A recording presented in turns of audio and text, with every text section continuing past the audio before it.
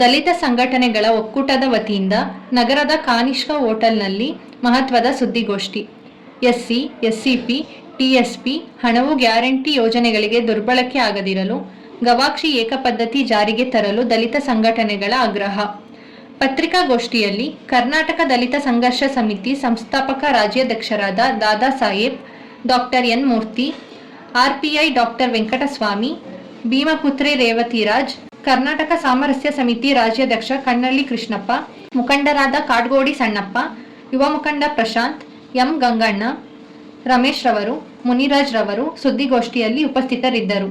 August 25ರಂದು ಬೃಹತ್ ಮಟ್ಟದ ಹೋರಾಟವನ್ನು ಹಮ್ಮಿಕೊಳ್ಳಲಾಗಿದೆ. ಅನೇಕ ಬೇಡಿಕೆಗಳನ್ನು ಕೂಡ ಒಪ್ಪಂದಗಳನ್ನು ಕೂಡ ಸರ್ಕಾರದ ಮುಂದೆ ಮಂಡಿಸಲಿದ್ದೇವೆ.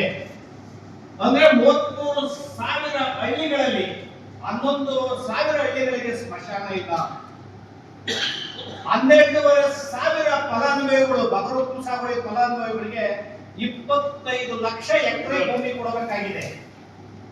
ಆದ್ರೆ ಸರ್ಕಾರ ಬಗರು ಸಾಗುವಳಿದಾರರಿಗೆ ಹಕ್ಕುಪತ್ರವನ್ನು ಕೊಡುವಂತ ಕೆಲಸಗಳನ್ನ ಮಾಡ್ತಾ ಇಲ್ಲ. 94C ನಲ್ಲಿ ನಿರಾಶ್ರಿತರಿಗೆ ಮನೆಗಳನ್ನ ಕೊಡುವಂತ ಯೋಜನೆಗಳನ್ನು ಕೂಡ ಸಮರ್ಪಕವಾಗಿ ಸರ್ಕಾರ ಇದುವರೆಗೂ ಜಾರಿಗೆ ತಂದಿಲ್ಲ. 30,000 ಜನ ಪೌರ ಕಾರ್ಮಿಕರು ಕಾಂಟ್ರಾಕ್ಟರ್ ಕೈಯಲ್ಲಿ ಹಣವನ್ನು ಪಡಿತಾ ಇದ್ದಾರೆ. ಕಾಂಟ್ರಾಕ್ಟರ್ ಅಕೌಂಟ್ ಹಣ ಹೋಗ್ತದೆ, ಅವರ ಅಕೌಂಟ್ ಇಂದ ಒಂದಷ್ಟು ಹಣ ಕೊಡ್ತಾ ಇದ್ದಾರೆ. ಆದ್ದರಿಂದ 30,000 ಪೌರ ಕಾರ್ಮಿಕರನ್ನ ನೇಮಕಾತಿ ಮಾಡಬೇಕು. ಮತ್ತೆ ಸರ್ಕಾರವೇ ನೇರವಾಗಿ ಅವರ ಹಣವನ್ನ ಕೊಡಬೇಕು. ಅನೇಕ ಜನ ಪಾಪ ತೀರು ಹೋಗಿದ್ದಾರೆ.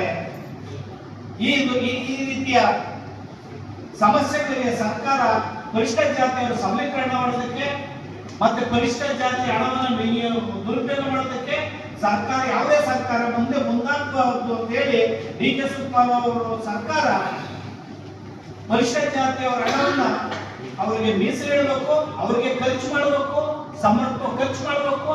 ಇದೇನಾದ್ರೂ ಕೂಡ ದುರುಪಯೋಗ ಆದರೆ ಮುಂದೆ ಬೃಹತ್ ಹೋರಾಟ ಮಾಡ್ತೀವಿ ಅಂತ ಹೇಳಿ ಇವತ್ತು ದಲಿತ ಸಂಘಟನೆಗಳ ಒಕ್ಕೂಟ ನಾವು 25ನೇ ತಾರೀಕು ಹೋರಾಟ ಮಾಡೋದ್ರ ಮೂಲಕ ಇವತ್ತು ಸರ್ಕಾರಕ್ಕೆ ಎಚ್ಚರಿಕೆಯನ್ನ ಮತ್ತು ಶಾಸಕರ ಬಹಿರಂಗ ಪತ್ರವನ್ನು ಬರೀತಾ ಇದ್ದೀವಿ.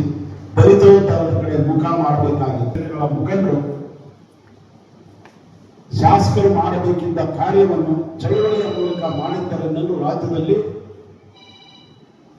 SC ST ದೇಶದ ಎಲ್ಲಾ ಪಕ್ಷಗಳ ಸಮಸ್ತ SC ST ಸಂಸ್ಥೆ ಬಾಬಾ ಸಾಹೇಬ್ ಅಂಬೇಡ್ಕರ್ ಚಿಂತನೆಗಳನ್ನ ಅರಿತು ಇವತ್ತು ಸರ್ಕಾರವೇ ಮಾಡಿದಂತ ವಿಚಾರಗಳನ್ನ ಇಲ್ಲಿ ತಂದವರೇ ನಮ್ಮ ಸಂಘಟನೆಗಳ ಹಿರಿಯ ಮುಖಂಡರು. ಅವರ ನೇತೃತ್ವದಲ್ಲಿ ಬಹಳ ಯಶಸ್ವಿಯಾಗಿ ಆಯ್ತು. ಆದ್ರೆ ಇದು ಮಾಡಿದ್ದೇನೆಂದ್ರೆ ಈ ನೀತಿಗೆಟ್ಟಂತ ನಮ್ಮ ಶಾಸಕರಿಗೆ ಬರ್ಬೇಕು ಬುದ್ಧಿ. ಯಾಕಂದ್ರೆ ಅವರು ಪ್ರಜಾಪ್ರಭುತ್ವ ವ್ಯವಸ್ಥೆಯಲ್ಲಿ ಇವೆಲ್ಲ ಅರ್ಥ ಮಾಡ್ಕೊಂಡಿದ್ರೆ ಅವ್ರಿಗೆ ಅರ್ಥ ಆಗ್ತಾ ಇತ್ತು. ಯಾಕಂದ್ರೆ ಪ್ರಜಾಪ್ರಭುತ್ವದ ವ್ಯವಸ್ಥೆಗೆ ಬಂದಿದ್ದಂತ ಯೋಜನೆಗಳನ್ನ ತಂದವರೆಲ್ಲ ನಮ್ಮ ಜನರಿಗೋಸ್ಕರ ಮಾಡಲಿ ಅಂತ ಹೇಳಿದ್ರೆ ಅವ್ರೇನ್ ಮಾಡ್ತಾರೆ ನೋಡಿ. 2013ರಲ್ಲಿ ಮಾಡಿದಂತ ಇದಕ್ಕೆ ಇವತ್ತಿಗೆ ಸುಮಾರು 11-13 ವರ್ಷಗಳಾಗ್ತದೆ ಹೆಚ್ಚು ಕಮ್ಮಿ. ಅಲ್ಲಿಂದ ಇವತ್ತು ನೋಡಿ ಒಬ್ಬೊಬ್ಬ ಶಾಸಕರಿಗೂ ದುಡ್ಡು ಹೋಗ್ತದೆ, ಪ್ರತಿ ಯೋಜನೆಯಲ್ಲಿ ಹೋಗ್ತದೆ. ಅದು ಕಾಮಗಾರಿಗಳು ಏನು ಮಾಡಲ್ಲ. ಆ ದುಡ್ಡನ್ನ ದುರ್ಬಳಕೆ ಪಡ್ಕೊಂಡು ಏನು 2019 ಸಮಾಜದ ವಿಚಾರ ಆಗ್ಲೇ ಹೇಳ್ತಾ ಇದ್ರು ನಮ್ಮ ವೆಂಕಟಸ್ವಾಮಣ್ಣವರು.